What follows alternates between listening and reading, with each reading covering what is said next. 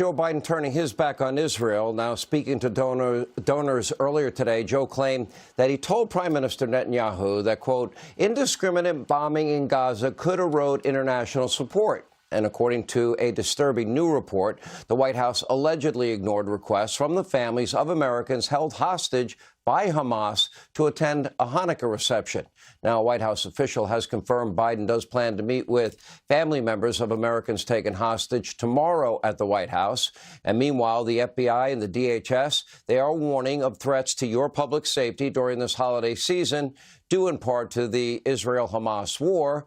And if you go back to last week, and FBI Director Wray, he mentioned that, and he also specifically mentioned open borders. Here with reaction, Lawfare Project CEO Brooke Goldstein and former Arkansas Governor Mike Huckabee. Good to see you both. Brooke, let's start with you. So we now have a president of the United States, Joe Biden, warning donors that Israel's war against Hamas is losing support. And here's what I'm trying to understand. In the lead up to Israel's response, they were dropping leaflets. They were texting people's phones. They were telling the people in Gaza where they can go, where they will be safe, where the war will not be taking place. That went on for at least a month.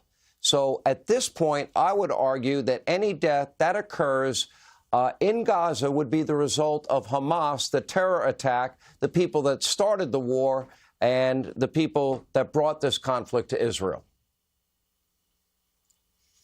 Thank you, Sean, for having me. You are absolutely right. What we need right now is strong leadership sending the right messages.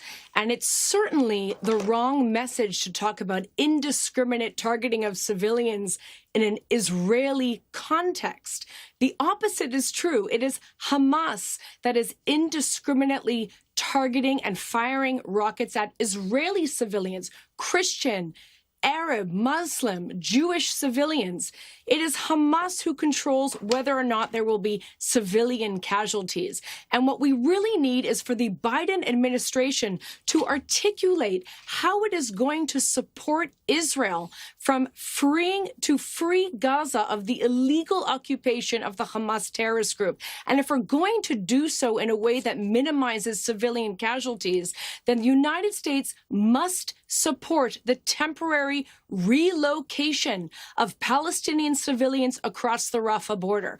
Now, just a couple days ago, Kamala Harris came out and said the United States does not support the temporary removal of Palestinian civilians. That's the only way Israel is going to get rid of Hamas. The signals that the U.S. government is sending is that they will not stop Hamas from using Palestinian civilians as human shields, and that is very dangerous. Yeah, well, they've been doing that for years.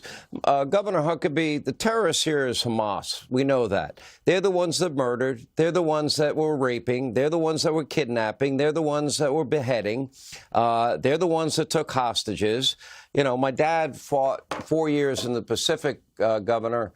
Could you imagine if this is how we fought in World War II, that we were going to be lectured after Pearl Harbor on what our response ought to be, or what Europe's response would be against Hitler in World War II?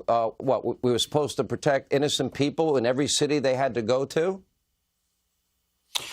One of the tragedies of any kind of war is that innocent people get killed. It is in a this tragedy. case, the reason innocent people are getting killed is because Hamas, they continue to put their innocent civilians, if there are any left, they put them in front of the targets.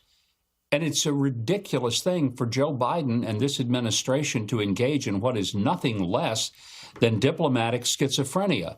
On public display, they will say things like, "We stand with Israel."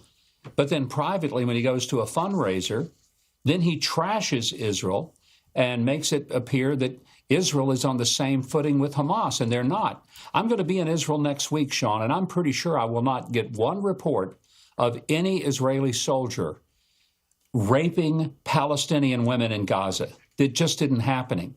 But we can never forget what has happened to the Jewish people who were simply living their lives one Shabbat morning, and the next thing, these barbarians come across the border and indiscriminately kill innocent people in the most savage, barbarian way that we have seen almost ever in human history. And then the worst of it all, boast about it, celebrate it, as if it's something that they're proud of rather than something that they're trying to hide. At least the Nazis, as horrible as they were, for the most part, tried to hide their atrocities.